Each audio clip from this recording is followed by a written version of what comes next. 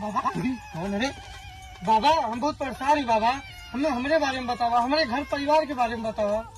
हम ऐसे न बता पाए। अपने घरे का मट्टी लेके आओ और हम जेकरे घरे का मट्टी ले ले हाथ में ओकरे बारे में सब कुछ बता देला। जो मट्टी लेके आओ हाली से। A few moments later. Hello बाबा।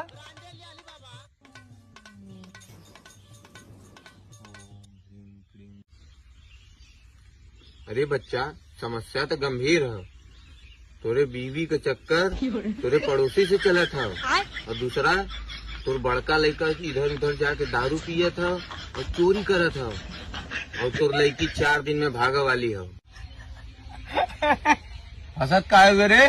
अरे बाबा वो कहा ना जल्दी जल्दी में हम तोरे घर में मट्टिया लेके आ गई।